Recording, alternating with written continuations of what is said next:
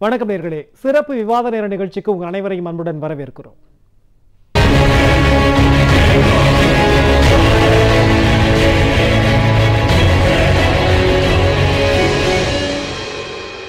நாளை பேருந்து ஓடுமா ஓடாதா, வங்கி செயல்படுமா செயல்படாதா, ஆட்டோக்களாவது ஓடுமா என ஏகப்பட்ட கேள்விகள் மக்களிடத்தில் முணுமுணுத்துக் கொண்டிருக்கிறது. காரணம், தொழிலாளர்களின் கோரிக்கைகளுக்கு மத்திய மாநில அரசுகள் செவிசாய்க்காததால் வந்த விளைவு. மத்திய பாஜகவின் தொழிற்சங்கம் மாநில அதிமுகவின் தொழிற்சங்கங்களை தவிர்த்து எல்லா தொழிற்சங்கங்களும் ஒருமித்த குரலில் கைகோர்த்து நாளை மற்றும் நாளை மறுநாள் நடத்தும் நாடு தழுவிய போராட்டம் என்பது தொழிலாளர் விரோத போக்கை மத்திய அரசு கடைபிடிக்கிறது, தொழிற்சங்க அங்கீகாரம் குறித்த விதிமுறைகளை மாற்றி அமைக்க முனைகிறது, தனியார் மயமாக்கலை தாராளப்படுத்துகிறது, விலைவாசியை கட்டுப்படுத்தவில்லை, குறைந்தபட்ச ஊதியமாக 18,000 நிர்ணயிக்க வேண்டும், சம வேலைக்கு சம ஊதியம் என்பதை உறுதிப்படுத்த வேண்டும் உள்ளிட்ட 12 அம்ச கோரிக்கைகளை வலியுறுத்தி நடைபெறுகிறது. நாடு முழுக்க 15 கோடி ஊழியர்கள் பங்கேற்பார்கள் என எதிர்பார்க்கப்படும் இந்த வேலைநிறுத்தத்தில் தமிழகத்தில் மட்டும் 1.5 லட்சம் மத்திய அரசு ஊழியர்களும் 9 லட்சம் மாநில அரசு ஊழியர்களும் 3 லட்சம் ஆசிரியர்களும் போராட்டத்தில் பங்கேற்பார்கள் என எதிர்பார்க்கப்படுகிறது. இந்த நிலையில் நாளை வேலைக்கு வராத ஊழியர்கள் மீது கடுமையான நடவடிக்கை எடுக்கப்படும் என எச்சரிக்கை விடுத்துள்ளது ஆளும் அதிமுக. வேலைநிறுத்தம் என்பது அவசியமா? கோரிக்கைகள் வெவ்வேறாக இருந்தாலும் ஒட்டுமொத்த வேலைநிறுத்தம் தீர்வை தருமா? வேலை நிறுத்தத்தால் இழப்பா? யாருக்கு? தொழிலாளர் விரோத போக்கை கடைபிடிக்கிறதா மத்திய அரசு? விவாதிக்கலாம் என்று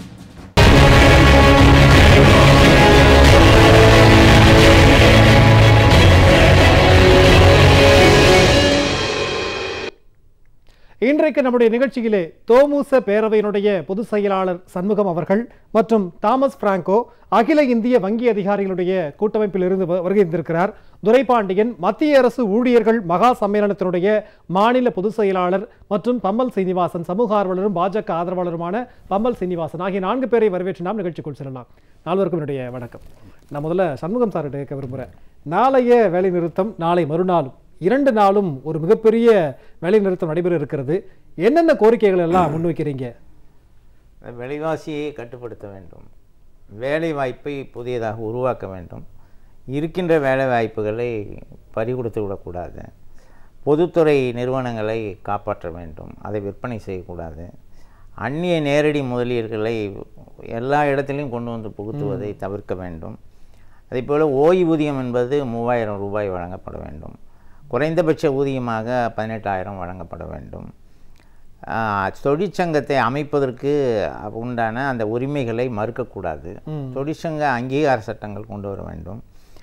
அதேபோல் மோட்டார் வாகன சட்டத்தை திருத்தி இன்று இருக்கக்கூடிய பொது போக்குவரத்தையே சீரழிக்கின்ற நிலைமைகள் இவைகளையெல்லாம் மாற்றக்கூடாது. மொத்தம் 44 சட்டங்கள் இருக்கின்றன. அந்த 44 சட்டங்களை 4 சட்டமாக மாற்றுகின்றேன் என்ற அந்த போர்வையில் 100 ஆண்டுகளாக நாங்கள் பெற்றிருக்கின்ற உரிமைகளை பறிக்கின்ற அந்த சரத்துக்களை கொண்டு வந்து இணைப்பது, இப்படிப்பட்ட கோரிக்கைகளை வலியுறுத்தித்தான் இந்த போராட்டம் நடைபெறுகின்றது. குறிப்பாக தமிழகத்தில் எந்த ஒரு துறையிலும் இவர்கள் பேச்சுவார்த்தை நடத்துவதில்லை. போக்குவரத்தில் தொழிலாளர்களுடைய பணத்தை எடுத்து அவர்கள் கையாண்டு செய்துவிட்டார். நீதிமன்றம் கண்டித்து விட்டது. நீதிமன்றத்திலே பல முறை சென்று இவர்களே நாங்கள் கொடுத்து விடுகிறோம் என்று சொல்லியும் இதுவரை கொடுக்கப்படவில்லை. இவ்வளவு 23,000 பேருந்துகளில் இப்பொழுது 19,000 பேருந்துகள் தான் ஓடுகிறது. அதிலே கூட சமீபத்தில் ஒரு அரசாணை போட்டு 10% அதிலையும் குறைப்பதாக ஒரு அறிவிப்பை கொடுத்துக்கிறார்கள். இவையெல்லாம் பொது போக்குவரத்தை பயன்படுத்துகின்ற ஏழை எளிய சாதாரண மக்களுக்கு பாதிக்கக்கூடிய அம்சங்கள். இதன் மீது எந்த ஒரு விவாதமும் நடத்துவதில்லை. சட்டசபையில் இவையெல்லாம் இதை பற்றியும் பேசுவதில்லை. பேசாமல் தன்னிச்சையாக நடைபெறுகின்ற இந்த ஆட்சியையும் எதிர்த்து மக்களுடைய ஆதரவோடு இந்த வேலை நிறுத்தத்தை நாங்கள் நிச்சயமா சார், என்னென்ன காரணத்துக்காக இந்த வேலை நிறுத்தம் அப்படிங்கிற விஷயங்களை நீங்க பட்டியல் போட்டிருக்கிறீங்க, தொடர்ந்து பேசலாம். துரைபாண்டியன் சார், அதாவது என்னென்ன கோரிக்கைகளை வலியுறுத்தி இந்த போராட்டம் நடைபெறுகிறது அப்படின்னு சொல்லி சண்முகம் சார் சொன்னாரு. ஒவ்வொரு கோரிக்கையும் ஒவ்வொரு துறை சார்ந்ததாக இருக்கிறது. ஆனால் போராட்டம் என்பது இப்போது ஒட்டுமொத்தமாக முன்னெடுக்கப்பட்டிருக்கிறது.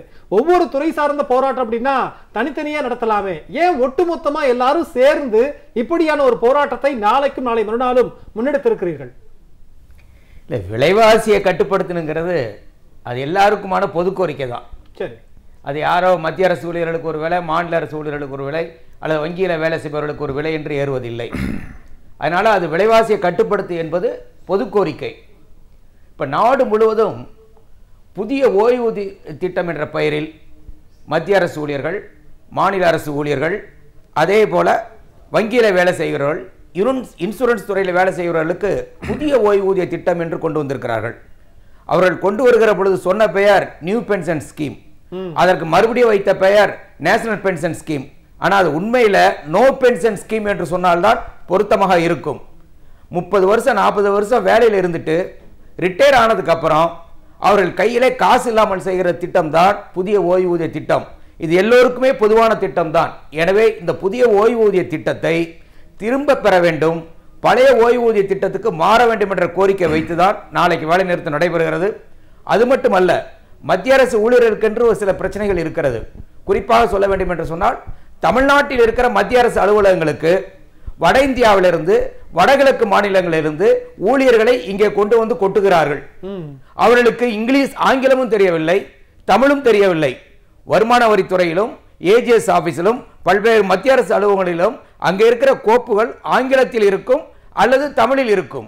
ஆனால் ஆங்கிலமும் தெரியாதவரை, தமிழும் தெரியாதவரை தேச ஒருமைப்பாடு என்ற பெயரில் டெல்லியில் நடக்கிற ஒரே ஒரு எக்ஸாம் வச்சு அந்த எக்ஸாமினேஷன் மூலமாக அவர்களை இங்கே கொண்டு வர முயற்சி செய்கிறார்கள்.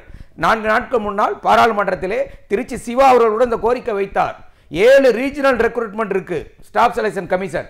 அந்தந்த மாநிலங்களுக்கு தேவையானவர்களை அந்தந்த மாநிலத்திலேயே இவ்வளவு நாட்களாக வேலைக்கு அமர்த்தினார்கள்.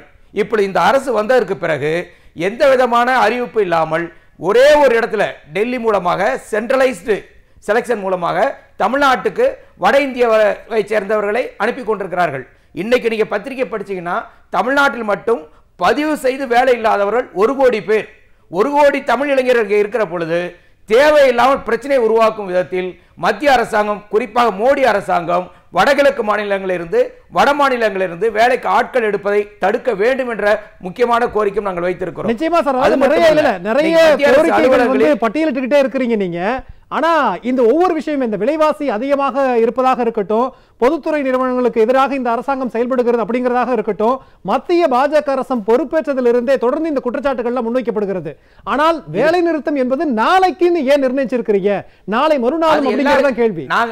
இது நேற்று நிர்ணயித்து இன்றைக்கு நடக்கிற வேலை நிறுத்தம் அல்ல. சரி, நவம்பர் மாதத்திலேயே இந்திய நாட்டில் இருக்கிற அனைத்து தொழிற்சங்களும் ஒன்றாக சேர்ந்து ஏஐடியூசி, சிஐடியு, எல்பிஎஃப், ஏஐசிசி2யு, ஹெச்எம்எஸ் 45க்கு மேற்பட்ட அகில இந்திய சம்மேளனங்கள் சேர்ந்து நவம்பர் மாதத்திலே திட்டமிட்ட வேலை நிறுத்தம். அதனால திடீரென்று வேலை நிறுத்தம் அல்ல. நாங்கள் வந்து பாஜக மாதிரி எலெக்ஷனுக்கு முன்னாடி பண்ற வேலை நிறுத்தம் இது இல்லை. நிச்சயமா சார், நம்ம தொடர்ந்து பேசலாம். நான் தாமஸ் சார் கிட்ட தான் கேட்கிறேன். வங்கி பற்றி நம்ம பேசுகிற போது கடந்த மாதம் 21, 26 தான் நிறைய கோரிக்கைகளை முன்னிறுத்தி நீங்க ஒரு போராட்டம் பண்ணீங்க. இப்போ மற்ற நிறைய விஷயங்களை முன்வைத்து எல்லா தொழிற்சங்கங்களும் போராட்டத்தில் இறங்குகிற போது கடந்த மாசம் 2 நாள் வேலை நிறுத்தம் செஞ்ச வங்கி ஊழியர்கள் திரும்ப இதுல கலந்துக்கலாமா அப்படிங்கிற ஒரு யதார்த்தமான கேள்வி இருக்கிறது இல்லையா? ஏன் இப்ப திரும்பவும் நீங்க போராட்டம் பண்றீங்க? மக்களுக்கு நிறைய இழப்பு ஏற்படுது அப்படிங்கிற ஒரு விஷயம் இருக்கிறது இல்லையா? 21ஆம் தேதி வேலை நிறுத்தம் வங்கி அதிகாரிகள் மட்டும் பங்கேற்ற ஒரு வேலை நிறுத்தம். சரி, அந்த கோரிக்கையை நிறைவேற்றவில்லை அரசு. 26ஆம் தேதி ஊழியர்கள் அதிகாரிகள் இணைந்து முக்கியமான ஒரே ஒரு கோரிக்கையாகத்தான் போராட்டம் நடத்தினார்கள், வேலை நிறுத்தத்தில் ஈடுபட்டார்கள். இந்த 3 வங்கிகளை இணைப்பது என்பது இந்த நாட்டிற்கு தேவையற்ற ஒன்று. இது வங்கி சேவைகளை பாதிக்கும், சாதாரண மக்களுக்கு பாதிப்பை உருவாக்கும். அதுலேயும் மத்திய அரசு எந்த நடவடிக்கையும் எடுக்கல. இப்போ இந்த வேலை நிறுத்தத்தை பொறுத்தவரையில் மத்தியில் இருக்கக்கூடிய பல்வேறு தொழிற்சங்கங்கள் ஏற்கனவே அறிவித்த ஒரு வேலை நிறுத்தம்.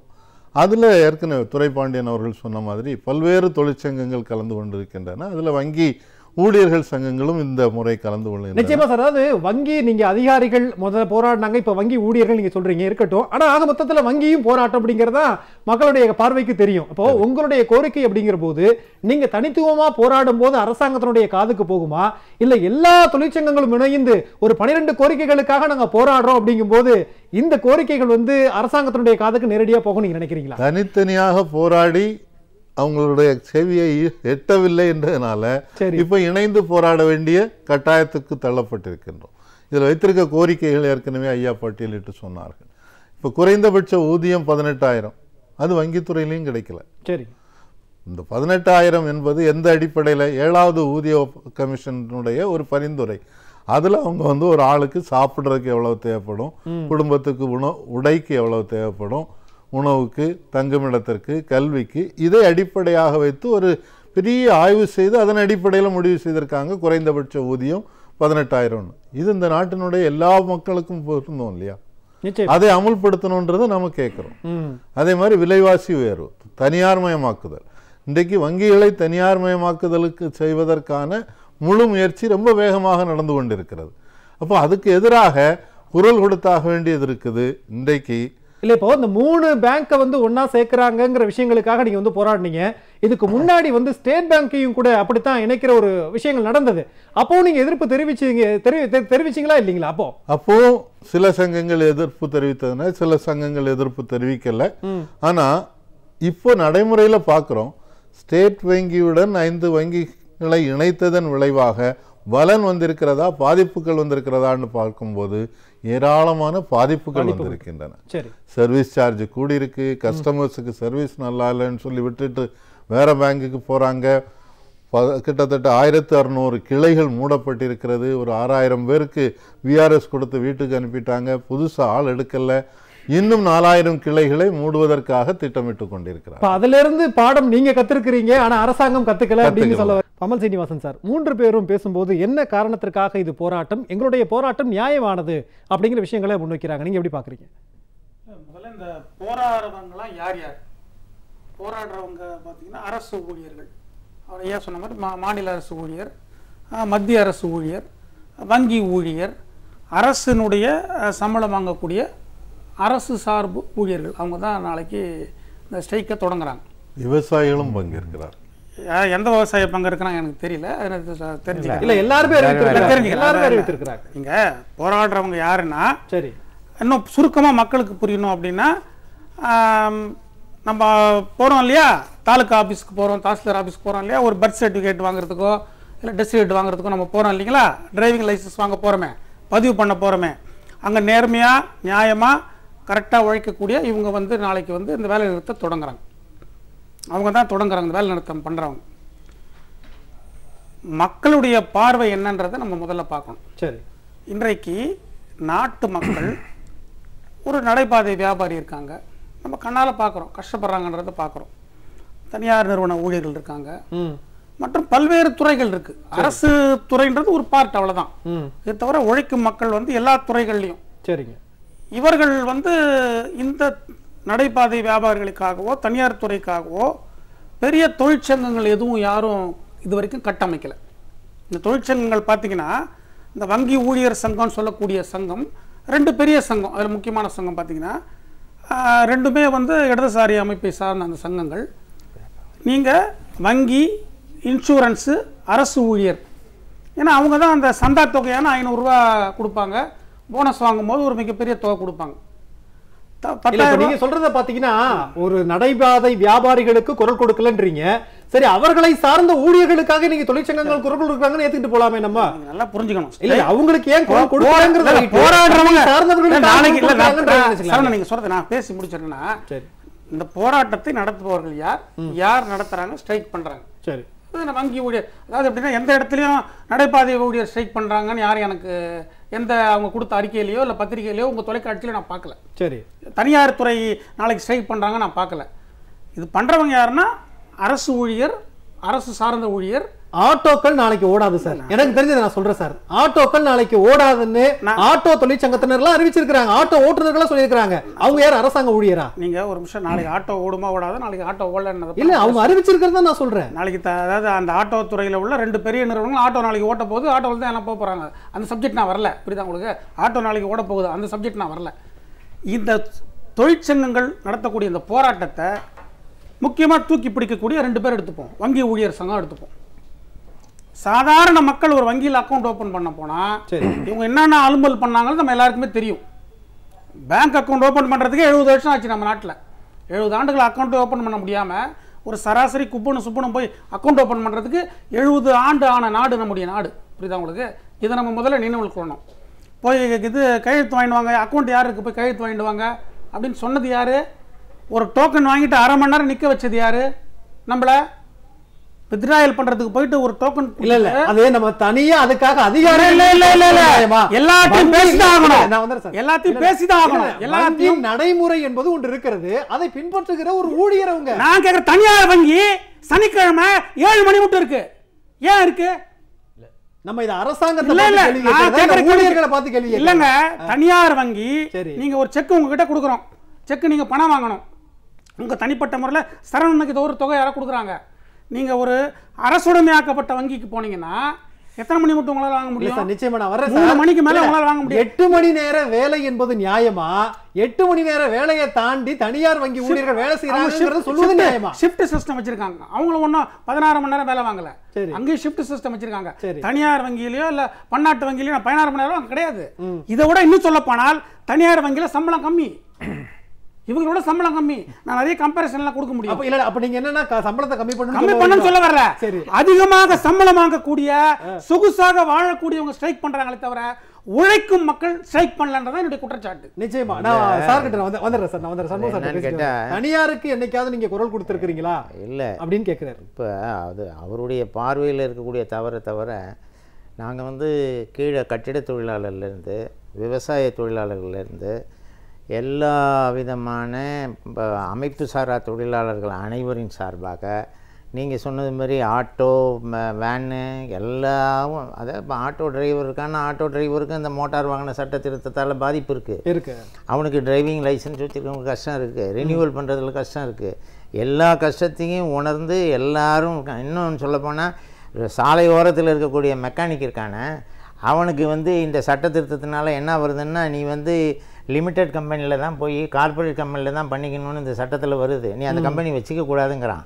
ஸ்பேர் பார்ட்ஸ் விற்கிறவனை நீ டீலர் மட்டும்தான் ஸ்பேர் பார்ட்ஸ் விற்கணும், நீ விற்கக்கூடாது அப்படிங்கிறான். நீ விற்றா 1 கோடி ரூபாய் அபராதங்கிறான். புதுசாக மேனுஃபேக்சர் பண்ணால் இதனால் பாதிக்கப்பட்டவர்கள் எல்லாரும் தன்னெழுச்சியாக நாங்கள் கூப்பிடல, லாரி ஓனர்ஸ் வர்றாங்க. லாரி ஓனர்ஸ் இந்த இதில் எல்லாம் செய்கிறாங்க. விவசாய தொழிலாளர்கள் விவசாயிகளை பற்றி சொல்கிறாங்களா? இன்றைக்கி சர்க்கரை ஆலைகள் தமிழ்நாட்டில் 42 சர்க்கரை ஆலை இருக்குது. 42 சர்க்கரை ஆலையினுடைய கெப்பாசிட்டி ப்ரொடக்ஷன், நம்மளுடைய தமிழ்நாட்டினுடைய கெப்பாசிட்டி 1,60,00,000 டன் கெப்பாசிட்டி. ஆனால் சென்ற ஆண்டு எவ்வளவு ப்ரொடக்ஷன் ஆகிருக்குன்னா 45 லட்சம் டன்னு தான் ப்ரொடக்ஷன் ஆகிருக்கு. 42 சர்க்கரை ஆலைகளில் இன்றைக்கி ஓடின சர்க்கரை ஆலைங்கிறது 8-7 தான். இன்றைக்கி நெல்லுக்கு அடுத்தது விவசாயம்.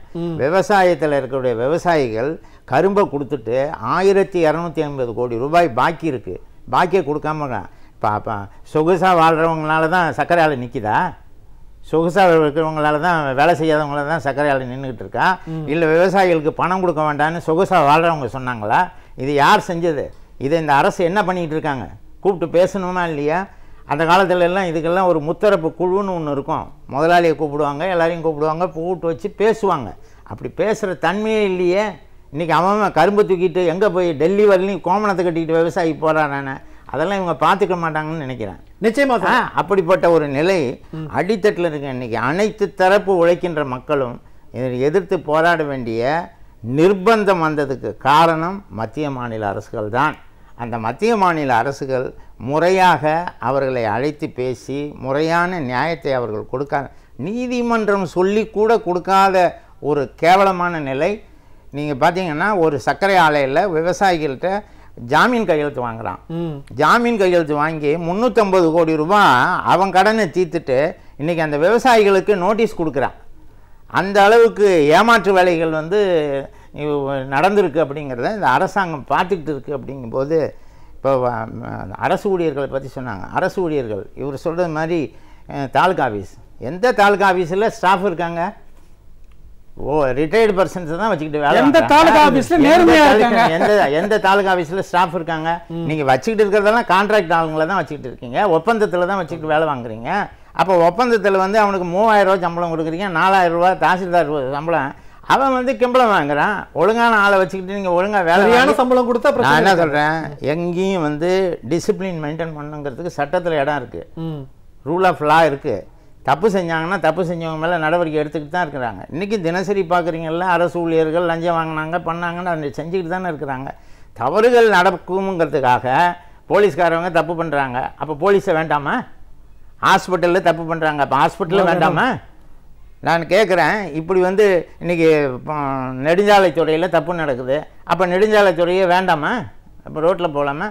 தப்பு நடக்கும், நடந்தாலும் அரசு வந்து ஒரு செம்மையான நிர்வாகத்தை உருவாக்கி எல்லாத்தையும் கண்ட்ரோல் பண்ணுறதுக்கு வழி இல்லைன்னு சொன்னால் ஊழியர்கள் மேலே போய் குறை சொல்கிறது. நிச்சயமா சார், நம்ம தொடர்ந்து பேசலாம். துரைபாண்டியன் சார், அதாவது நிறைய கோரிக்கைகளை நம்ம முதல் சுற்றில் விவாதிச்ச போதே நீங்களும் வந்து சொன்னீங்க, பேச்சுவார்த்தைக்கு அழைக்கவே இல்லை அப்படின்னு சொல்லி சண்முகம் சார் வந்து சொல்றாரு.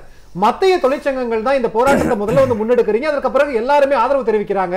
இதற்கு முன்னால் அரசாங்கத்தினுடைய தரப்பிலிருந்து பேச்சுவார்த்தை நடத்தப்பட்டதா, இல்லை நீங்கள் முனைந்திருக்கிறீர்களா? எதற்காக இந்த வேலை நிறுத்தத்தை தற்போது கையில் எடுத்திருக்கிறீங்க? எதற்காகிறது? எங்களுடைய கோரிக்கை வென்றடைவதற்காக. சரி, எங்களுக்கு வேற எந்த நோக்கமும் இல்லை. சரி, பேச்சுவார்த்தை என்பது பாஜக அரசாங்கம் மத்தியில் ஆட்சி வந்ததிலிருந்து எந்த தொழிற்சங்கத்தையும் அழைத்து பேசுவதே கிடையாது. அதே மாதிரி தான் தமிழ்நாடு அரசாங்கம், அண்ணன் சண்முகன் சொன்னார், தமிழ்நாடு அரசாங்கமும் பேச்சுவார்த்தைக்கு அழைப்பதே இல்லை. அதனால இவங்க யாரையும் கூப்பிட்டு பேசுறதுக்கும் தயாரா இல்லை. மத்திய அரசு ஊழியர்களுக்கு 3 மந்திரிகள் பேச்சுவார்த்தையின் பொழுது சம்பள கமிஷன் அப்போ ஒரு உறுதிமொழி கொடுத்தாங்க, சம்பளத்தை மாற்றி அமைப்போம்னு. ஆனா மத்திய மந்திரி யார் யாரு? அருண் ஜேட்லி, ராஜ்நாத் சிங், கோயல், இப்படி 3 பேர் உறுதிமொழி கொடுத்தது கூட இன்னைக்கு அவங்க நிறைவேற்றல. அதனால கிட்டத்தட்ட 2 வருஷத்துக்கு அப்புறம் ஏன் நிறைவேற்றல நாங்க கேள்வி கேட்கிறோம். உங்களை சந்திக்கணும்னு லெட்டர் கொடுக்கிறோம், எங்களை கூப்பிடவே இல்லை. அது வந்து ஜனநாயக பண்பே இல்லைங்கிறத நாங்க பல தடவை சொல்லியிருக்கிறோம். அது ஒரு பக்கம். அவர் பம்மல் சீனிவாசன் ஒரு விஷயத்தை சொன்னார், நீங்க வந்து தாலுகா ஆபீஸ்ல லஞ்சம் வாங்குறவன் ஸ்ட்ரைக் பண்றானு. அவங்களாம் எந்த ஊர்ல இருக்காங்கன்னு எனக்கு தெரியல. என்ன விஷயம்னா, இப்ப கஜா புயல் பாதிக்கப்பட்ட பொழுது அல்லது சென்னையில் 2015 வெள்ளம் வந்த பொழுது எந்த தனியார் நிறுவனங்க வந்தா? அரசு ஊழியர், ஆசிரியர், அதே போல போலீஸ்காரர்கள் ராத்திரி பகலா வேலை செஞ்சு அந்த பொதுமக்களுக்கு உதவி இருக்கிறார்கள். இன்னும் சொல்ல போனால் ரெவென்யூ இலாக்காவில் இருக்கிற ஊழியர்கள் வீட்டுக்கே போகாம 10 நாள் தனியா கேம்ப்ல இருக்காங்க. கஜா புயல் பாதிக்கப்பட்ட இடத்துல 20 நாள் கேம்ப்ல இருக்காங்க. இது பொறுப்பு இல்லாமல் பேசுவது. அரசு ஊழியர் என்றால் லஞ்சம் வாங்கணும். இதை குறைந்தபட்ச பாஜக லஞ்சத்தை பத்தி பேசக்கூடாது. எனக்கு பல உதாரணம் சொல்ல முடியும். இப்ப நான் அஜெண்டாவை மாற்ற விரும்பல, அது அல்ல பிரச்சனை. தோழர் பிராங்கோ பேசுவதற்கு வந்தார். நீங்க ஸ்டேட் பேங்க் ஆஃப் இந்தியாவை 5 சப்சிடரிஸ் இருந்தது. State bank of Thiruvankoor, state bank of 5 ஒன்னாக்குனீங்க. ஒன்னாக்குனதுக்கு அப்புறம் என்ன சர்வீஸ் இம்ப்ரூவ் பண்ணீங்கன்னு அவர் ஒரு கேள்வி கேட்டார். இம்ப்ரூவ் பண்ணாது மட்டும் இல்லைங்க, வாரா கடன் 1,75,000 கோடியா இருந்தது, இன்னைக்கு 2,25,000 கோடியாக மாறி இருக்கிறது. அப்ப பேங்கை இணைக்கிறதுனால அதை வந்து குறைச்சிட்டீங்களா? பிரான்ச்சஸை க்ளோஸ் பண்ணீங்க, ஆர்டர் க்ளோஸ் பண்ணீங்க, இன்னைக்கும் சர்ப்ளஸ் கொஞ்சம் பேரை டிக்ளேர் பண்ணி வச்சிருக்கீங்க. நான் அதெல்லாம் கூட விட்டுறேங்க. நீங்க பப்ளிக் செக்டர் பேங்கை சேர்க்கணும் சொல்றீங்களா? அப்புறம் எதுக்கு தனியார் வங்கியை தொடங்குறீங்க? பந்தன் வங்கி ஏன் வருது? நியாயமான கோரிக்கைகள், நியாயமான குரல்கள் வந்து நீங்க சொன்னாலும் கூட ஒரு பொது வேலை நிறுத்தம், நாடு தழுவிய வேலை நிறுத்தம் அப்படின்னு சொல்லி வருகிற போது பொதுமக்களினுடைய பார்வை என்னவாக இருக்கிறது நீங்க நினைக்கிறீங்க? பொதுமக்கள் வந்து வெளிநாட்டுல இருந்து வர்றவன் இல்ல. நான் போக்குவரத்து தொழிலாளி, நான் போராடுகிற பொழுது போக்குவரத்து தொழிலாளி தான் பொதுமக்கள். நாங்களே எங்க வெளிநாட்டுல இருந்தா வந்தோம். எங்க அப்பா, எங்க அம்மா, எங்க அண்ணன், என் தம்பி, இவன் தான் பொதுமக்கள். அதனால இது வந்து தப்பான விஷயம். சில பேர் திட்டமிட்டு பொதுமக்களுக்கு சம்பந்தம்னு பேசுவாங்க. விலைவாசியை கட்டுப்படுத்த வேண்டும் என்பது யாருடைய கோரிக்கை? நீங்க ஸ்டேட் பேங்கை வந்து நீங்க மெர்ஜ் பண்ணீங்க. மெர்ஜ் பண்ணதுக்கு அப்புறம் குறைந்தபட்ச பேலன்ஸ் இல்லைன்னு சொல்லி அதுக்கு பணம் கலெக்ட் பண்றீங்களா? பாதிக்கப்பட்டது எந்த பொதுமக்கள்? சாதாரண மக்கள் தானே பாதிக்கப்பட்டிருக்காங்க. அக்கௌண்ட் ஓபன் பண்றாங்களா 70 வருஷத்துக்கு அப்புறம்? எல்லாரும் வாங்க அக்கௌண்ட் ஓபன் பண்ணுங்கன்னு சொல்லிவிட்டு பேலன்ஸ் இல்லைன்னு அவன்கிட்ட பணத்தை பிடிக்கிட்டு இருக்கீங்க. கடன் வாங்கணும், ஓடுறதுக்கு உதவி பண்றீங்க. குறைந்தபட்ச சாதாரண மக்கள், தொழிலாளி மக்கள், விவசாய மக்கள் அக்கௌண்ட ஓபன் பண்ண அப்புறம் மினிமம் பேலன்ஸ் இல்லைன்னு ஸ்டேட் பேங்க் ஆஃப் இந்தியாவை 2000 கோடி கலெக்ட் பண்ணிருக்கீங்க சாதாரண மக்கள்கிட்ட இருந்து. அப்ப மெர்ஜ் பண்றோட நோக்கம் என்ன? ஒரு பக்கம் இருக்கிற வங்கியை குறைக்கிறேங்கிறீங்க, தனியார் வங்கிக்கு லைசன்ஸ் கொடுக்குறீங்க. அப்ப உங்க நோக்கம் என்ன? தனியார் மயம் தானே. இந்த தனியார் மயம் பொதுமக்களை பாதிக்கிறது, வேலையில்லா இளைஞனை பாதிக்கிறது, வேலையில் இருக்கிறவனை பாதிக்கிறது. அதனால்தான் நாங்கள் இந்த போராட்டத்தில் இறங்கி இருக்கிறோம். அதுக்கு அரசியல் நோக்கம் கிடையாது, தொழிற்சங்க நோக்கம் தான். தாமஸ் சார், அதாவது பம்மல் சீனிவாசன் பேசுகிற போது நிறைய குற்றச்சாட்டை முன் வச்சாரு. ஆனா அதிகமான குற்றச்சாட்டு வங்கி ஊழியர்கள் மேல நிறைய வச்சாரு. நாங்கள் அக்கௌண்ட் ஓப்பன் பண்ண முடியல அப்படிங்கிறது முதற்கொண்டு துரைபாண்டியன் சார் அதற்கான பதிலை கொடுத்தாலும் கூட ஒரு வங்கி ஊழியர் அப்படிங்கிற அடிப்படையில் உங்களுடைய பார்வை எப்படி இருக்கு? முதல்ல ஐயாவிட்ட நான் கேட்குறது என்னென்னா, பேசும்போது ஒரு சரியான தகவல்களோடு பேசணும், மரியாதையோடு பேசணும். இந்த அலம்பல்ன மாதிரி வார்த்தைகள்லாம் பயன்படுத்துறது நமக்கு அழகல்ல. ரெண்டாவது, அவர் சொன்ன குற்றச்சாட்டு இடதுசாரிகள் இதில் கலந்து கொண்டிருக்கக்கூடிய தொழிற்சங்கங்களில் பெரும்பாலான தொழிற்சங்கங்கள் இடதுசாரி தொழிற்சங்கங்கள் அல்ல. இடதுசாரிகளும் இருக்கிறார்கள் என்பது உண்மை, அவங்களுடைய தலைமையத்தில் கூட நடக்கலாம். ரெண்டாவது, வங்கியில் அக்கௌண்ட் ஓப்பன் பண்ணுறதுல பிரச்சனை சொல்கிறாங்க. வங்கியில் அக்கௌண்ட் ஓப்பன் பண்ணுறதுக்கு ஆதாரம் இணைக்கணும்னு சொன்னது யார்? அப்போ தானே எல்லாரும் வந்து க்யூவில் நிற்க வேண்டியது வந்தது. இன்னைக்கு வங்கியில் இருக்கக்கூடிய பொதுத்துறை வங்கிகள் இருக்கிறதுனால தான் எல்லா வீடுகளுக்கும் குறைந்தபட்சம் ஒரு அக்கௌண்ட் இருக்குது, அதுக்கு மேலேயும் அக்கௌண்ட்டுகள் இருக்குது. கேஒய்சி நாம் கொண்டு வர்றது யார்? ரிசர்வ் பேங்கும் மத்திய அரசும் தானே. அப்போ நாம் விதிமுறைகளை வச்சுட்டு இருக்கக்கூடிய ஊழியர் அந்த விதிமுறைகளை சொன்னால் அதை குறை சொல்கிறது. தாலுகா ஆஃபீஸில் எந்த ஆஃபீஸில் போனாலும் லஞ்சம், இப்படி ஒட்டுமொத்தமாக ஊழியர்கள் எல்லாருமே கரப்ட்னு சொல்கிறது ஒரு மாபெரும் தவறு. இன்றைக்கு கரப்ஷன் எந்த அளவுக்கு மேல் மட்டத்தில் இருக்குதுன்றது ரஃபேல் போல உள்ள பல விதத்தில் நம்ம பார்த்துட்டு இருக்கிறோம். அதை விட்டுட்டு கீழே இருக்கக்கூடிய ஊழியர்களை மொத்தமாக குறை சொல்கிறது தவறு. இன்னொரு பக்கத்தில் பார்த்தீங்கன்னு சொன்னால், அவர் சொன்னார் இந்த சாலையோரத்தில் இருக்கக்கூடியவங்களெல்லாம் பற்றி கவலைப்படலையே. நாளை நீங்கள் பாருங்கள் யாரெல்லாம் பங்கேற்கிறார்கள். ஐயா அழகாக சொன்னாங்க, அணிதிரட்டப்படாத தொழிலாளர்கள், விவசாயிகள், பெண்கள், விவசாய கூலிகள், ஆட்டோ ஓட்டுநர்கள், லாரி ஓட்டுநர்கள் எல்லாரும் பங்கேற்கிறார்கள். இது வந்து ஒரு 4 வருஷமாக இந்த நாட்டில் நடந்திருக்கக்கூடிய பொருளாதார சீர்குலைவை கண்டு அதனால் வேதனைப்படக்கூடிய அனைத்து தரப்பு மக்களும் சேர்ந்து நடத்தக்கூடிய போராட்டம். வேலை இல்லாத திண்டாட்டம் இன்னைக்கு அவ்வளவு கூடி இருக்குது. வருஷத்துக்கு 2 கோடி வேலைன்னு சொன்னாங்க. முதல் வருஷத்தில் 8 லட்சம் பேருக்கு வேலை கிடச்சிது. 2வது வருஷத்தில் 11 லட்சம் பேருக்கு வந்து 3வது வருஷம் அந்த நேஷனல் லேபர் பியூரோவை இனிமேல் நீ ஸ்டாட்டிஸ்டிக்ஸ் பப்ளிஷ் பண்ணாதங்கன்னு சொல்லிட்டாங்க. அதனால ஸ்டாட்டிஸ்டிக்ஸே வெளியே வர்றாரு. இன்னைக்கு வேலையில்லா திண்டாட்டம் தான் ஒரு மிகப்பெரிய பிரச்சனையாக இருக்குது. அப்போ இதில் போராட்டத்தில் கலந்துக்கிடக்கூடியவங்க ஏதோ வங்கி அதிகாரிகள் அல்லது அரசு ஊழியர்கள் மட்டுமல்ல, இந்த நாட்டில் இருக்கக்கூடிய பாதிக்கப்பட்டிருக்கக்கூடிய எல்லா மக்களும் பாதிக்கப்பட்டிருக்கிறவங்களும் சேர்ந்து போராடுறாங்க. இந்த சாலையோர வியாபாரிகளுக்கு என்னாச்சு? டிமானிட்டைசேஷன், பணமதிப்பு நீக்கம் வந்ததுனால எவ்வளவு வியாபாரிகள் அழிந்து போனார்கள். சீனிவாசன் சொன்னதுல ஒரு விஷயம் வந்து பாத்தீங்கன்னா, இந்த ஓரளவு குறைந்த சம்பளமா கூட இருக்கட்டும், நிர்ணயிக்கப்பட்ட ஒரு அதிகாரப்பூர்வமா மாசம் மாசம் சம்பளம் வாங்குறவங்க தான் போராட்டத்துல ஈடுபடுறாங்களே ஒழிய தங்களுடைய சம்பளம் உறுதிப்படுத்தப்படாத இந்த தெரு வியாபாரிகள் யாருமே அந்த மாதிரி பண்றது இல்லையே அப்படிங்கிற குற்றச்சாட்டு நிறைய மக்கள் கிட்ட இருந்து கூட வருது. அது தவறான கருத்து. ஒண்ணு, நாங்க வேலை செய்யறதுனால வேலை நிறுத்தத்தில் பங்கேற்கும் போது அந்த அன்னைக்கு உள்ள சம்பளம் கிடைக்கிறது இல்லை, அந்த இழப்போடு தான் போராடுகிறோம். ஆனா இது இல்லாமல் நீங்க நாளை நடைமுறையில பாருங்க. இதுக்கு முன்னாலேயும் ஒரு வருஷத்துக்கு முன்னால ஒரு பெரிய போராட்டம் நடந்தது. இப்போ விவசாயிகள் 1 லட்சத்துக்கு மேல உள்ள விவசாயிகள் போய் டெல்லியில 3 நாள் 4 நாள் டிராவல் போய் பண்ணி அந்த குளிர்ல போராட்டம் நடத்தினாங்க. அவங்க எல்லாம் சம்பளம் வாங்கிட்டு போராடுறவங்களா? அவங்களுக்கு பாதிப்பின் காரணமாகத்தான் வந்திருக்கிறாங்களே தவிர ஏதோ ஊழியர்கள் தலைமையில் இந்த போராட்டம் நடக்கிறதுன்றது ஒரு தவறான அணுகுமுறை. அது களையப்பட வேண்டும். இன்னைக்கு இந்த மாவட்டத்தில் இந்த நாட்டில் இருக்கக்கூடிய ஒவ்வொரு துறைவாரியாக பார்த்தீங்கன்னு சொன்னால் விவசாயிகள் கடுமையாக பாதிக்கப்பட்டிருக்கிறார்கள், சிறு குறுந்தொழில்கள் கடுமையாக பாதிக்கப்பட்டிருக்கின்றது, வேலை வாய்ப்பு சுத்தமாக இல்லை. நேற்று ஒரு பத்திரிகையில் அறிக்கை கொடுத்துருக்காங்க, எம்ப்ளாய்மெண்ட் குரோத்துக்கு பதிலாக நெகட்டிவ் குரோத்தை நோக்கி போயிட்டு இருக்கோம்னு சொல்றாங்க. அப்படி இருக்கும்போது எல்லா மக்களுக்கும் இருக்கக்கூடிய ஒரு ஆதங்கத்தின் காரணமாக, வேதனையின் காரணமாக இந்த போராட்டம் நடக்குதுன்னு தான் நான் பார்க்கிறேன். நிச்சயமா பம்பல் சீனிவாசன் சார் ஆரம்பத்திலே சொன்னாங்க, கூப்பிட்டு பேசுறதே கிடையாது அப்படிங்கிறது தான். இப்போ வேலை நிறுத்தம் அறிவித்திருக்கிறார்கள் அப்படிங்கிற பட்சத்துல நாளைக்கு வேலை நிறுத்தம் அப்படிங்கிற போது இன்னைக்கு அவசரமா கூப்பிட்டு ஒரு பேச்சுவார்த்தை நடத்தலாம். அவங்க வந்து அந்த கோரிக்கைகளை நிறைவேற்றுறாங்க இல்ல செவிசாய்க்கிறாங்கிறது அடுத்த விஷயம். இல்ல போராடாதீங்க, நாங்க கவனிக்கிறோம், நாங்க முயற்சிக்கிறோம், அப்படியே அரசாங்கத்தினுடைய தரப்புல இருந்து ஏன் ஒரு ஸ்டெப் கீழே இறங்க மாட்டாங்கிற கேள்வி இருக்கு இல்லையா? நான் வந்து என்ன சொல்ல வரேன்னா, அது மத்திய அரசோ மாநில அரசோ கண்டிப்பாக தொழிற்சங்கங்களை கூப்பிட்டு பேசணும். அவங்களோட கோரிக்கைகள் நிறைவேற்றுறாங்களோ இல்லையோ அது அடுத்த சப்ஜெக்ட். சரி, அவங்களோட ஒரு பேச்சுவார்த்தை, சண்முகம் சார் சொன்ன மாதிரி பேச்சுவார்த்தை நடத்தணும். அது வந்து ஒரு சுமூகமான பேச்சுவார்த்தையாக இருக்கணும். ஏதோ ஒரு 4 கோரிக்கையில் 2 கோரிக்கையாக தரணும். அதிலலாம் எனக்கு வந்து மாற்றுக்கிறது கிடையாது. கொடுக்கவே கூடாது, இந்த ஸ்ட்ரைக் பண்ணுறது வந்து தப்புன்னு சொல்கிறதும் அல்லது பேச்சுவார்த்தையை நடத்தக்கூடாதுன்றது என்னுடைய வாதம் கிடையாது. சரி, என்னுடைய வாதத்தை நான் முன்வைக்கிற வாதம் என்னென்னா, இந்த போராட்டம் பண்ணுறேன். நான் 2 உதாரணம் சொல்கிறேன். ஸ்டேட் பேங்க் ஆஃப் இந்தியா அவர் சொன்னார். உண்மையிலேயே இந்த ஸ்டேட் பேங்க் ஆஃப் இந்தியாவில் மட்டும்தான் இந்த 5000 ரூபா கொண்டு வந்திருக்காங்க. மற்ற வங்கியில் எந்த வங்கியில் இது கேட்கல. மற்ற வங்கியில் அந்த 1000 ரூபா சிஸ்டம் தான் வச்சுருக்காங்க மினிமம் பேலன்ஸு.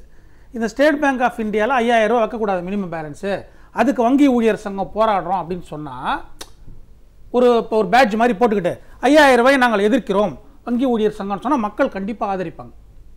அந்த மாதிரியான ஒரு குரல் அவங்க கொடுக்கல. இல்ல அது போராட வேண்டிய மக்களா? இல்ல கோரிக்கைகளுக்காக போராட வேண்டிய மக்களா? அரசை மட்டும் குற்றம் சாட்டிட்டு ரொம்ப சாமர்த்தியமா அந்த 5000 ரூபாயை ஆதரிச்சுன்னு தான் இருக்காங்க. அதான உண்மை.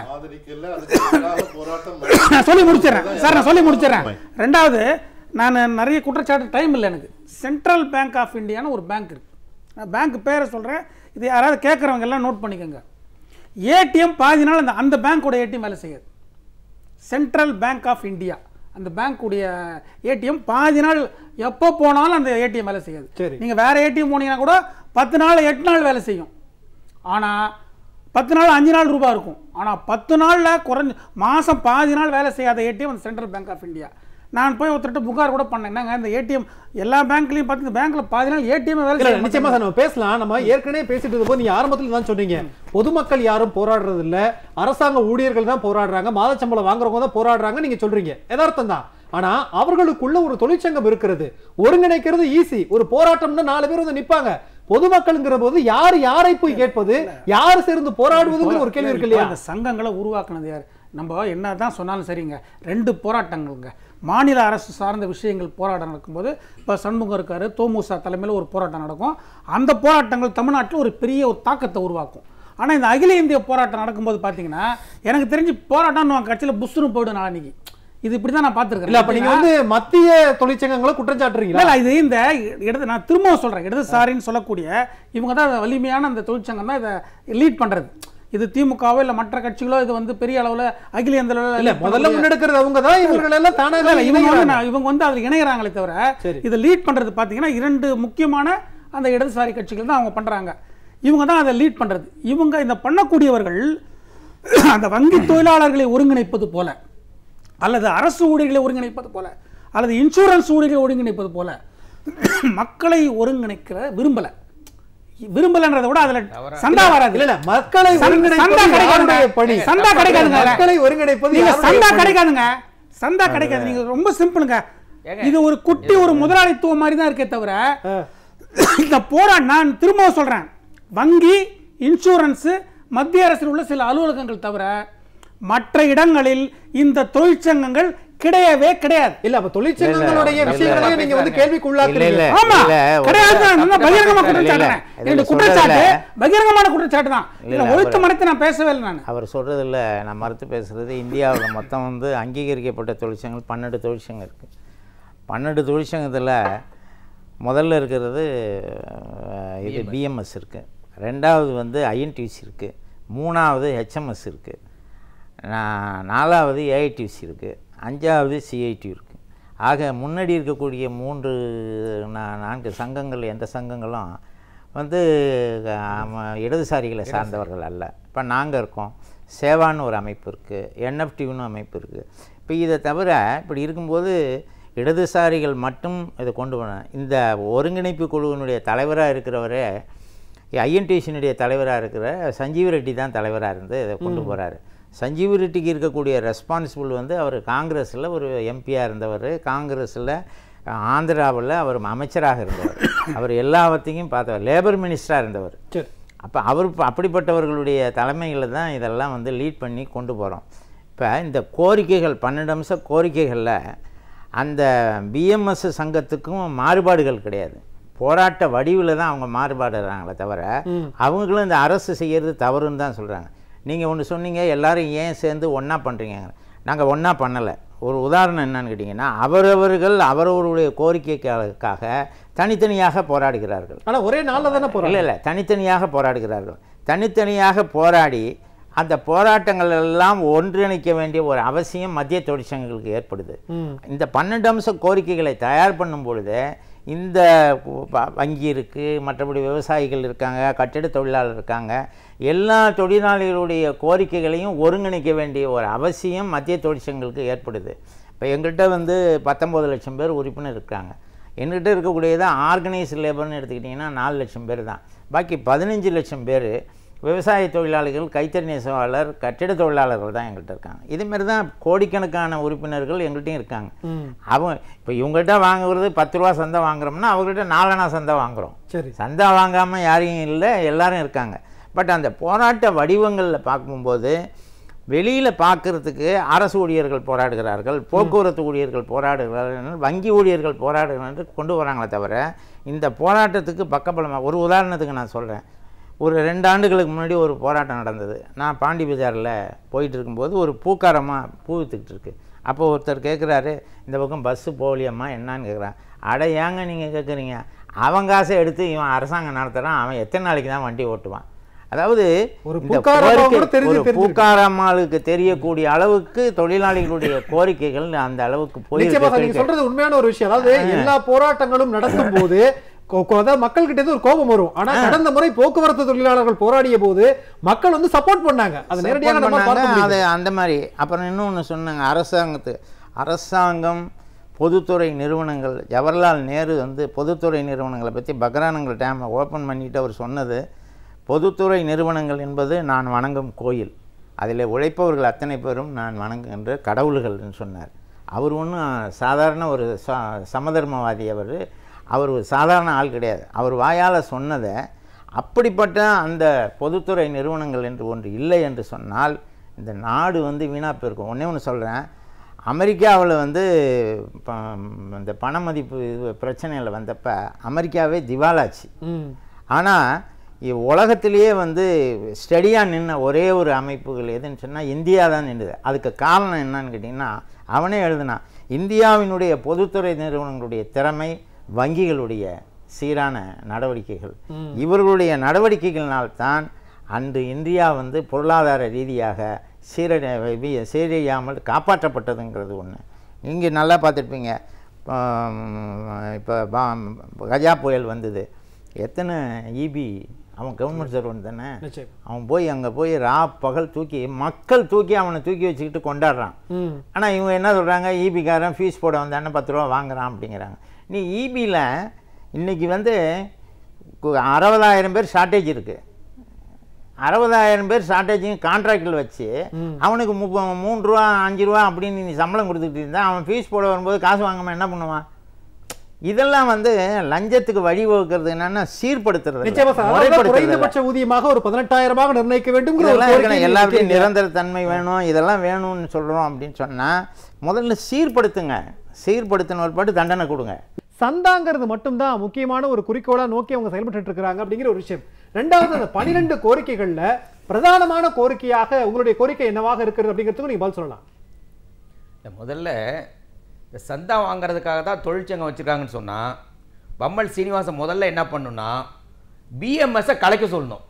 பிஎம்எஸ் சங்கத்தை நீங்கள் அது ஒரு சென்ட்ரல் ட்ரேட் யூனியன், அண்ணன் சண்முகம் சொன்னது போல் நம்பர் 1 ட்ரேட் யூனியன் அவங்க சொல்கிறாங்க, நாங்கள் சொல்ல. அந்த பிஎம்எஸ் முதல்ல அவர் போய் கலைக்க சொல்லுங்கள். பிஎம்எஸ்ஸோடைய பொதுச்செயலர் தாவே ஒரு அறிக்கை கொடுத்துருக்கார், இந்திய நாட்டின் பொருளாதாரத்தை பாதிக்கிற முடிவுகளை மத்தியில் ஆளுகிற நரேந்திர மோடி அரசு தொடர்ந்து எடுத்துக்கொண்டு இருக்கிறது. இப்படி இந்த நடவடிக்கை தொடரும் என்று சொன்னால் நாங்கள் வேலை நிறுத்தத்துக்கு வருவோம் தான் சொல்லியிருக்காங்க. சண்முகம் அண்ணன் சொன்ன மாதிரி அவங்க எதிர்க்கல, அதாவது அவர் சொன்ன மாதிரி போராட்ட வடிவம் வேற. அவங்க வந்து இன்னைக்கு பாஜக ஆட்சியில் இருக்கும் பொழுது தவறு என்று சுட்டி காட்டுகிற அளவுக்கு இருக்கிறாங்க. அதனால சந்தாங்கிறது ஒரு உறுப்பினருக்கான ஒரு குறைந்தபட்ச உரிமை, அதை கேட்குறோம். அது மாதிரி 100 ரூபா 500 ரூபா அது மாதிரிலாம் யாரும் சந்தா வாங்குறது இல்லை. யாரும் கட்டாயப்படுத்திலாம் தொழிற்சங்கத்தில் உறுப்பினராக ஆக்க முடியாது. ஒன்று. அடுத்தது வந்து ஏடிஎம் பற்றி சொன்னார், அங்கே தோழர் தாமஸ் பிராங்கோ இருக்கார், நீங்கள் அவர்கிட்ட கேட்டால் அது நல்லா சொல்லுவார். பெரும்பாலான ஏடிஎம்ஸ் நல்லா கவனிங்க, ஒரு சென்ட்ரல் பேங்க் ஆஃப் இந்தியாவையும் சேர்த்து சொன்னார், பெரும்பாலான ஏடிஎம் வங்கிகளால் நடத்தப்படவில்லை. முக்கியமான பாயிண்ட், வங்கி நடத்தல. சென்ட்ரல் பேங்க் ஆஃப் இந்தியாவிலேயே நிறைய ஏடிஎம்ஸ் வங்கி நடத்தல, ஸ்டேட் பேங்க் ஆஃப் இந்தியாவில் நிறைய ஏடிஎம் வங்கி நடத்தல, அதை அவுட் சோர்ஸ் பண்ணி தனியார் நடத்திக்கிட்டு இருக்கிறான். நல்லா கவனிங்க, ஏடிஎம் தனியார் நடத்திட்டு இருக்கான். ஆனா பம்பல் சீனிவாசனுக்கு என்ன மறந்து போச்சுன்னா 2015 டிசம்பர்ல வெள்ளம் வருகிற பொழுது கோட்டூர்புரத்துல வெள்ளம் வந்தப்போ, சரி தென்சென்னை முழுவதும் வெள்ளம் வந்தப்போ வந்து ஒரு லாரியில ஏடிஎம் மிஷினை ஏத்திட்டு போய் பணம் கொடுத்தவன் யாரு? Public sector bank employee, state bank of India employee, Indian bank employee. அதனால இது ஒரு பொறுப்பற்ற பேச்சு. அதை விட ஒரு முக்கியமான விஷயம் இருக்குங்க. திரு சண்முகம் அண்ணன் சொன்ன மாதிரி எல்லா அலுவலகங்களிலும் இன்னைக்கு வேலைக்கு ஆளே இல்லை.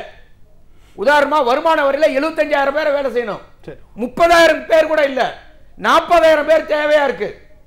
ஆனா வருமான வரியை வசூலிக்க வேண்டிய ஒரு கட்டாயம் இருக்கிறது, செய்வதே இல்லை.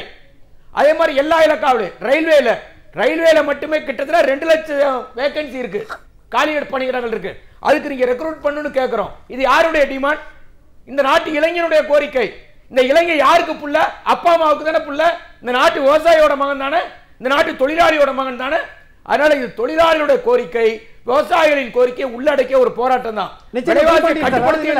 இன்னொரு கேள்வி கேட்டுறேன். அதாவது நீங்க இந்த பிஎம்எஸ் கூட எங்களுடைய கருத்தோட உடன்படுறாங்க, ஆனா வடிவம் வேறு மாதிரியானது அப்படிங்கிற விஷயங்களை நீங்க நினைக்கிறீங்க. அதாவது ஒட்டுமொத்தமா இந்த பஸ் ஓடாது, ஆட்டோக்கள் ஓடாது, ஒட்டுமொத்த நிர்வாகத்தையும் நாங்க ஸ்தம்பிக்க வைக்கிறோம் அப்படிங்கிற இந்த வடிவத்தை தவிர அரசாங்க தொழிற்சங்கங்கள் வேறு மாதிரியான போராட்டங்களை ஏன் முன்னெடுக்கலாமே அப்படிங்கிற ஒரு கேள்வி கூட இருக்கு இல்லையா? அதாவது எப்படி சொல்றேன்னா, மத்திய அரசாங்கம் அல்லது மாநில அரசாங்கம் வந்து ஜப்பான் மாதிரி நான் வந்து ஒரு பேட்சை போட்டுக்கிட்டு ஒரு கொடியை குத்திக்கிட்டு நான் ஒரு அட்டையை போட்டு போனா புரிஞ்சுக்கிற அரசாங்கம் இல்ல. நம்முடைய ஐயாக்காண்டு விவசாய சங்க தலைவர் போய் தலையெல்லாம் நின்று பார்த்துட்டாரு, அம்மனமா கூட நின்று பார்த்துட்டாரு, யாரும் பேச்சுவார்த்தைக்கே வரல. அதனால இந்த அரசாங்கத்துக்கு புரிகிற பாஷை என்ன? இன்னைக்கு வேலை நிறுத்தம் செய்தால்தான் அரசாங்கத்துக்கு புரிகிறது, அது சேர்ந்து செய்யறோம், அவ்வளவுதான் வித்தியாசமே தவிர. அடுத்த ஒரு முக்கியமான விஷயங்க, இந்த மத்திய அரசாங்கம் அவங்க என்ன உறுதிமொழி கொடுத்தாங்க? வருஷத்துக்கு 2 கோடி பேருக்கு வேலை கொடுத்தான்னு. ஆனா இப்ப வேலையை எடுத்துட்டாங்க. தாமஸ் பிராங்கோ பேசுகிறப்ப சொன்னா நெகட்டிவ் growth.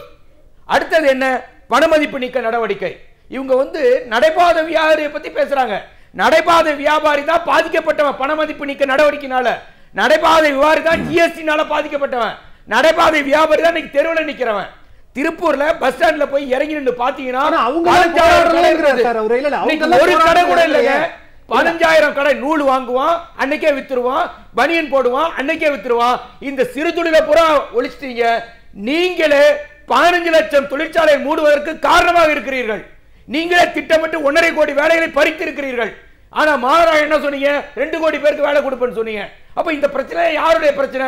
இன்னும் சொல்ல போனால் உலகத்திலேயே அதிகமான மக்களை கொண்ட ஒரு நாட்டில் கிட்டத்தட்ட ஒரு கிரேட் பிரிட்டன், இங்கிலாந்தை போன்று, ஐரோப்பாவை போல, பிரான்ஸ், இவங்க மக்கள் தொகையை கூட்டினா 20 கோடி கூட இருக்காது. அந்த 20 கோடி பேர் இந்தியாவோட வேலை நிறுத்தம் செய்ய போறான். யாரும் காசு கொடுத்துலாம் கூப்பிடல. புரிந்து கொண்டு இல்ல இதுக்கு முன்னாடி நான் கேட்ட கேள்விக்கு நீங்க ரொம்ப அழகா பதில் சொன்னீங்க. அதாவது ஒரே ஒரு கருப்பு இதை நம்ம போட்டுட்டு நம்ம போராட்டம் பண்ணா அரசாங்கம் கேட்கிற நிலைமையில இல்லன்னு நீங்க சொன்னீங்க. அப்ப ஒட்டுமொத்தமாக நிர்வாகத்தையே முடக்கிற விதமாக போராட்டம் பண்ணா அரசாங்கம் கேட்கிற நிலையில இருக்கு நீங்க நினைக்கிறீங்களா? வேற வழி இல்ல, வாழ்வதற்கு வழியின்றி தேர்ந்தது இந்த தொழில் சொல்லுவாங்க. எங்களுக்கு வேற வழி என்ன இருக்கு சொல்லுங்க? நாங்க கடிதம் கொடுக்கிறோம், ஆர்ப்பாட்டம் நடத்துறோம், தீர்மானம் கொடுக்கிறோம், எதையுமே ஏற்றுக்கொள்ளாமல் இருக்கிற பொழுது வேற என்ன செய்யறது? ஒட்டுமொத்தமா இன்னொரு விஷயம் கூட முன்வைக்கப்படுகிறது. நீங்க இவ்வளவு தூரம் வந்து எல்லாரும் இறங்கி போராடுறாங்க, நாங்க ஒட்டுமொத்தமா அரசாங்கத்தினுடைய தரப்பிலிருந்து எல்லா நிறுவனத்தினுடைய தொழிலாளர்களும் ராஜினாமா செய்யணும்னு சொல்லி பாருங்களேன் அப்படின்னு சில விஷயங்கள் முன்வைக்கப்படுகிறது. இதுக்கு நான் என்ன சொல்றேன்னு தெரியல. நீ இப்படி ஒரு கேள்வி கேட்கறது எனக்கு நியாயமா தோணல. சரி, அதாவது என்னமோ குளத்துக்கிட்ட கோச்சுக்கிட்டுன்னு சொல்லுவாங்க, அப்படிலாம் இருக்க முடியாது. இது வேலை கொடுக்க வேண்டியது அரசாங்கத்தின் கடமை. இந்திய நாட்டின் அரசியல் சட்டம் 41வது பிரிவு சொல்லுகிறது, கல்வி கொடுப்பது, வேலை கொடுப்பது, மருத்துவம் கொடுப்பது, இயற்கை சீற்றம் ஏற்பட்டால் ஓடி வந்து உதவுவது அரசாங்கத்தின் வழிகாட்டும் நெறிமுறை என்று டாக்டர் அம்பேத்கர் அரசு சட்டம் 41வது பிரிவில் எழுதியிருக்காரு. ஆனால் வேலை கொடுப்பது அரசாங்கத்தின் கடமை. வேலை கொடுக்கலன்னா என்ன நடக்கும்னு கொஞ்சம் கற்பனை பண்ணி பாருங்க. இன்னைக்கு வந்து உலகம் முழுவதும் நடக்கிற தவறுகளை என்னன்னு பாருங்க. உழைக்கிற நோக்கம் உறுதி ஆயிட்டா கெடுக்கிற நோக்கம் வளராது. நான் பட்டுக்கோட்டேன். இன்னைக்கு உழைக்கிற நோக்கம் நிறைவேறவில்லை என்று சொன்னால் இந்திய தேசம் தேசமாக இருக்காது, மாறிவிடும். நிச்சயமா துரைபாண்டியன் தொடர்ந்து பேசலாம். அதாவது தொடர்ந்து நீங்களும் வந்து போராட்டத்தை கையில் எடுத்துக்கிட்டே இருக்கிறீங்க. இந்த போராட்டம் என்பது நாளை மறுநாளும் நடைபெற இருக்க இந்த போராட்டம் கடைசி கட்ட போராட்டமா இருக்கும் நீங்க நினைக்கிறீங்களா? இல்ல இதற்கு மேலேயும் அரசாங்கம் செவிசாய்க்கலாம்னா என்ன மாதிரியான விஷயங்களை கையில் எடுக்கலாம் நீங்க நினைக்கிறீங்க? கடைசியாக இருக்கும்னு எனக்கு தோணலை. ஏன்னா ஏற்கனவே நடைமுறையில் பார்த்துருக்குறோம். டெல்லியில் ஒரு மாபெரும் பேரணி, முதல்ல பெண்கள் போராடினாங்க, பெண் விவசாயிகள், விவசாய கூலிகள் ஒரு லட்சத்துக்கு மேல் வந்து போராடினாங்க.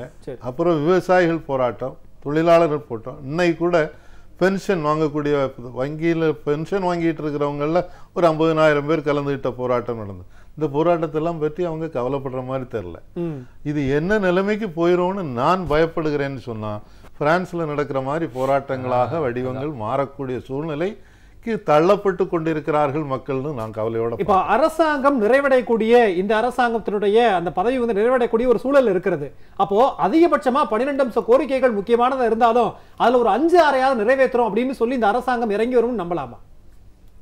செய்தா நாட்டுக்கு நல்லது. வாய்ப்பே இல்லை. அப்ப அடுத்த கேள்வி வருது சார், வாய்ப்பே இல்லை என்கிற போது ஏன் போராட்டத்தை முன்னெடுக்கிறீங்கிற ஒரு கேள்வி இல்லை. போராட்டத்தை முன்னெடுப்பது என்பதுனா ஒரு தவறான ஒரு அரசாங்கத்தை மக்கள் தேர்ந்தெடுத்து விட்டார்கள். சரி, அப்படிப்பட்ட தவறான அரசை தேர்ந்தெடுத்து விட்ட பிறகு இந்த அரசினால் ஏற்படக்கூடிய தீங்குகளை எடுத்து சொல்ல வேண்டிய ஜனநாயக கடமை என்பது தொழிற்சங்கங்களுக்கு இருக்குது. அதை போராட்ட வடிவில் நாங்கள் அந்த போராட்ட வடிவில் காண்பிக்கின்றோம். இந்த காண்பித்த பிறகும் அரசு தன்னுடைய போக்கை மாற்றிக்கொள்ளவில்லை. 3 ஆண்டுகளாக இந்தியன் லேபர் கான்ஃபரன்ஸை கூட்டாத ஒரு அரசு இந்தியா சுதந்திரம் அடைஞ்ச பிறகு. அதனால் இப்படிப்பட்ட இந்த சூழலில் இப்போ தேர்தல் வரக்கூடிய ஒரு சூழல். அப்போ சூழலில் வேணால் வரும் மக்கள் இந்த அரசை நீடிக்க விடக்கூடாதுன்னு மக்கள். ஏன்னா இந்த போராட்டத்தில் ஈடுபடக்கூடிய அத்தனை தொழிலாளர்களும் மக்கள் தான், மக்களை சார்ந்தவர்கள் தான். அவங்க மனசில் என்ன வரும்? இப்படிப்பட்ட இந்த அரசு இருப்பதை விட போவது மேல் என்ற நிலைமைக்கு தான் மக்கள் தள்ளப்படுவாங்க. நாளைக்கு இந்த போராட்டம் முன்னெடுக்கப்பட்டிருக்கிறதுனால தமிழ்நாட்டுடைய அரசாங்கத்தின் சார்பாக ஒரு எச்சரிக்கை விடுக்கப்பட்டிருக்கிறது. நாளைக்கு யாராவது நீங்க வரல அப்படின்னா சம்பள பிடித்தம் செய்யப்படும், கடுமையான நடவடிக்கை எடுக்கப்படும்னு. இதையும் தாண்டி ஊழியர்கள் எல்லாம் கலந்துப்பாங்க, நீங்க நம்புறீங்களா? நிச்சயமா. என்ன அப்படின்னு கேட்டீங்கன்னா, இது பூச்சாட்டி காமிக்கிறது. சரி, அவன் என்ன கேட்குறான்? நீதிமன்றத்தில் சொன்னாங்க இவங்க கோரிக்கையை இத்தனை நாட்குள்ளார முடிச்சு வையின்னு சொன்ன அரசு ஊழியர்களுக்கு. நீதிபதி ஒரு 1 ஹவர் கமிஷன் போட்டு ஒரு 1 ஹவர் கமிஷன் போட்ட ரிப்போர்ட்டை கொடுக்கறதுக்கு இவ்வளவு நாளா? அப்போ அவன் போராட்டத்தில் இப்போ நீதிமன்றமே நியாயப்படுத்துகின்ற அளவுக்கு தான் அவங்களுடைய போராட்டம். அப்படி நீதிமன்றம் சொன்னதை கேட்கறதுக்கு உனக்கு யோகியதை கிடையாது. நீ வேலை நீ வரலைன்னு சொன்னால் உன்னை சார்ஜ் ஷீட் பண்ணிவிடுவேன். எவ்வளோ நாளைக்கு நீ சார்ஜ் ஷீட் பண்ணுவேன்? என்ன பண்ண முடியும் சார்ஜ் ஷீட் பண்ணி? நீங்கள் சார்ஜ் ஷீட் பண்ணி பாருங்கள், சம்பளத்தை பிடிச்சி பாருங்கள். நாங்கள் சம்பளம் வாங்கக்கூடிய ஆட்சியை மாற்றுவோம்னு அன்றைக்கி அவங்க அரசு ஊழியர்கள் முடிவெடுக்கிறாங்க. நிச்சயமா சார். பமல் சீனிவாசன் சார், ஏற்கனவே துரைபாண்டியன் சார் சொன்ன மாதிரி வேற வடிவங்கள் இருக்கா அப்படின்னு நான் கேட்டப்போ, ஒரே ஒரு கருப்பு பேட்ச் குத்திக்கிட்டு நாங்கள் போராட்டம் பண்ணால் இந்த அரசாங்கம் செல்சாய்க்குமா அப்படிங்கிற ஒரு கேள்வியா? அந்த அரசாங்கத்திற்கு அதனுடைய கதவை தட்டுகிற விதமாகத்தான் இவ்வளவு பெரிய போராட்டத்தை நாங்கள் முன்னெடுக்கிறோன்றார். நியாயம் தானே இது? ஒரு எதிர்வினையை உருவாக்கிடுமே எனக்கு பயமா இருக்கு. எப்படின்னா, இப்போ இந்த மாதிரி அரசு ஊழியர்கள் மக்கள் நேரடியாக பார்க்குறாங்க. சரி, வங்கி ஊழியர் மக்கள் நேரடியாக டிரான்சாக்ட் பண்ணுறாங்க. Taluka office, register office. நான் சொல்கிறது எப்படின்னா, அரசு ஊழியர்கள் இந்த மக்களோட நேரடி தொடர்பில் இருக்கிறவங்க. இவங்க என்னென்ன பண்ணுறாங்கன்றது நல்லா தெரியுது, அவங்க எவ்வளோ நேர்மையாக இருக்காங்க. அப்படி இருக்கும்போது இவங்க இந்த போராட்டத்தை பண்ணும்போது மக்கள் என்ன நினைப்பாங்கன்னா, சரிப்பா இந்த ஸ்டேட் பேங்க்லாம் வேணாம்ப்பா, தனியார் பேங்க்கே பரவாயில்ல, இது பிரைவேட் ஆகினா ஸ்ட்ரைக் பண்ணாமையாவது இருப்பான், அட்லீஸ்ட் 7 மணி வரைக்கும் வேலை செய்வான், இவன் நமக்கு வீடு தேடி வந்து அக்கௌண்ட் ஓபன் பண்ணுவாங்க.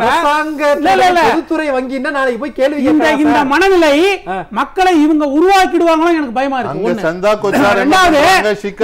என்ன பண்றாங்கன்றதையும் பொதுமக்கள் பார்த்துட்டு இருக்காங்க. அப்படி எல்லாம் பொதுமக்கள் ஏமாளிகள் அல்ல. அப்படி திரிபுரால கதை முடிஞ்சு போச்சு, மேற்கு வங்காளத்துல முடிஞ்சு போச்சு, கேரளால முடிய போகுது.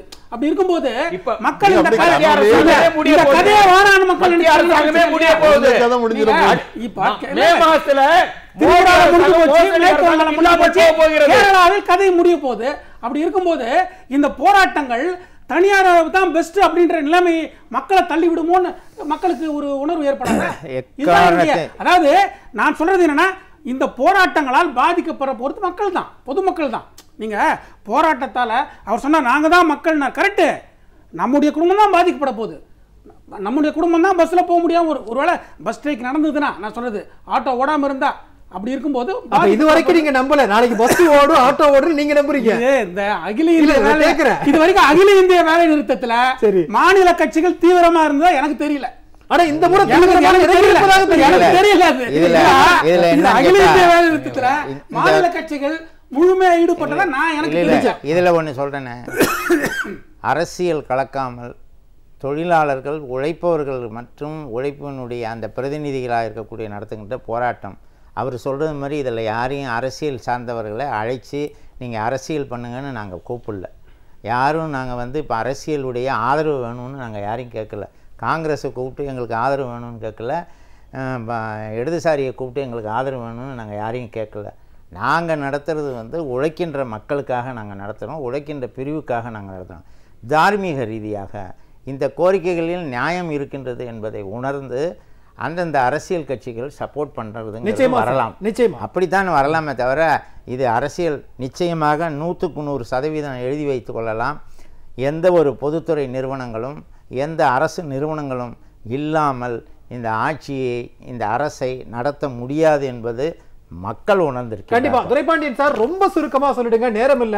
இந்த வேலை நிறுத்தம் அப்படிங்கிறது வந்து உரிமையை நிலைநாட்டலா இல்ல மக்களுக்கு இழப்பா? ரொம்ப சுருக்கமா சொல்லி முடிச்சிருங்க. மக்களுக்கு இழப்பு இல்லைங்க, மக்களை காப்பாற்றதான் இந்த வேலை நிறுத்தம்.